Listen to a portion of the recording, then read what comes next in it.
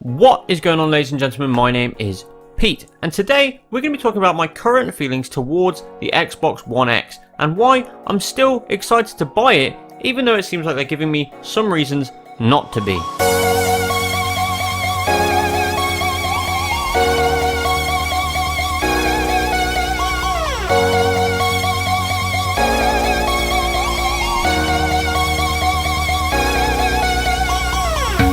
So firstly, what is the Xbox One X? Well, the Xbox One X is kind of the PS4 Pro of the Xbox systems, only it's a bit more powerful. The idea is Xbox One X will allow you to play your games at 4K on your 4K television or monitor or what have you, but natively, not upscaled using checkerboard rendering or anything like that, just at 4K 2160p on your television. And in truth, while we have seen some demos of games, Forza and the like, showing that this is possible on the Xbox One X, we haven't seen solid proof that this is definitely going to be the case across the board, because spec-wise, whilst it is quite a large leap ahead of even the PS4 Pro, it doesn't quite look to add up on paper to be something that would be able to play games at 60 frames per second, running at 4K on a 4K television. You do, however, have to bear in mind that with consoles, because games are developed specifically for that one line of hardware, because hardware, or at least it didn't used to, didn't change between systems. So for instance, if you make an Xbox 360 game, everybody has the same Xbox 360. You can really tweak that game to run very well on that hardware.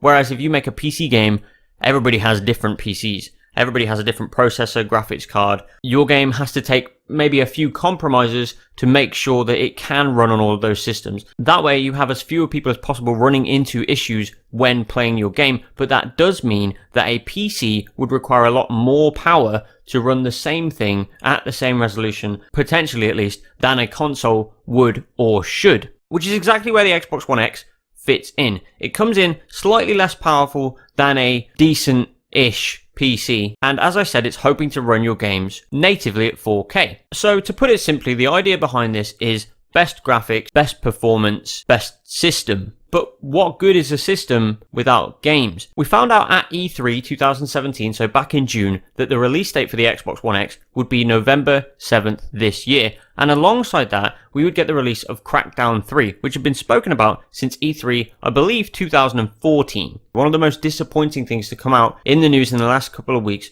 was that Crackdown 3 has actually been delayed until spring 2018. This is a game that was already delayed by a year previously. Their reasoning for delaying the game is that they want to revamp the visuals somewhat and bring the experience up to the level that everybody is actually expecting and hoping for. And obviously none of us want them to bring out a game that sucks. However, people are really excited for Crackdown 3, and they have been the entire time through its delays, and now more delays. I'm very excited for them to release Crackdown 3 in the form that they want to, and in a way that they want to, so that it looks as good as they'd like and runs as good as they'd like, and they're giving the consumers the experience that they feel like they want to give the consumers, and then that way we can give them our actual opinion of the game that they actually wanted to make, as opposed to an undercooked version that they released too early. I do understand that, but it's still very disappointing to have a game that you've looked forward to delayed, especially when it pushes it out of the launch window of the Xbox One X, because it's now an early next year game, or potentially early next year game. So Microsoft does have a couple of things up its sleeve for this year. Chief among those would be Battlegrounds, coming exclusively to Xbox One. But that's not Xbox One X, that's Xbox One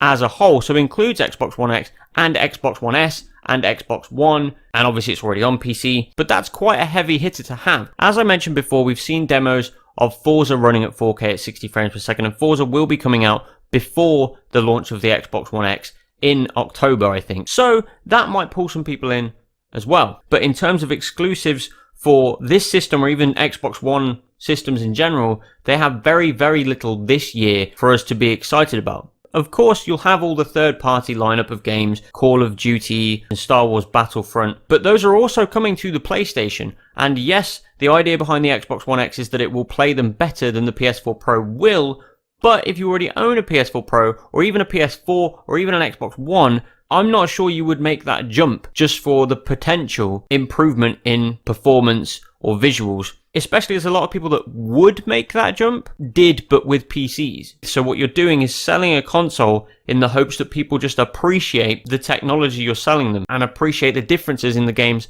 they already own. If I haven't made it clear, I think the Xbox One X, for this year at least, is going to be a bit of a hard sell. You'll obviously get your Xbox fanboys saying, yeah, this is the best thing ever, it's so much better than everything PlayStation's ever done, it's just the best thing ever. But in the past few years, we've seen PlayStation, Sony running PlayStation, bring out some really decent exclusives and some really big names, just smashing review scores and really impressing us gamers with something that we can do on the weekends and in the evenings that is more than just shooting things. It can give us a great story, a great experience, and shooting things if we want to. And on the side of Xbox, it's not been there quite the same. They've still done a fantastic job, but they just seem to have been in Sony's shadow for a long time, and I think that they were hoping the Xbox One X would put them ahead of that, because this is a step ahead of the PS4 Pro, and therefore, in their minds, maybe pull people back and put them in the lead again. I do think it will be difficult for them to sell the Xbox One X to the general consumer, well, at all really, but for this year specifically, and the final quarter of this year,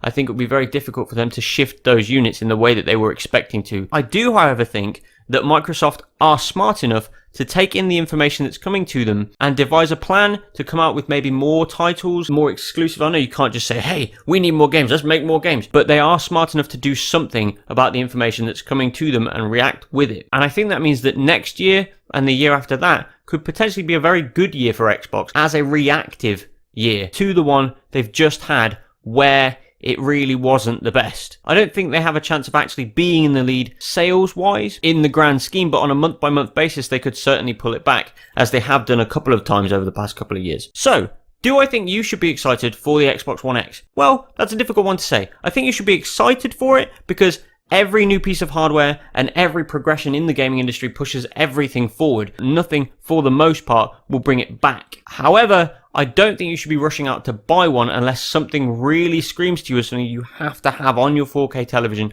and it's an Xbox game and you need it native 4K, not upscaled on the Xbox One S. So yes, you should be excited in general, but you should also be heavily considering whether you actually want to buy one or not, or whether you want to wait a little bit and see what they do as a reaction to their kind of game drought-ish, I use that term very loosely, of this year. I personally am excited for the system and I'm going to buy it, but I buy everything new.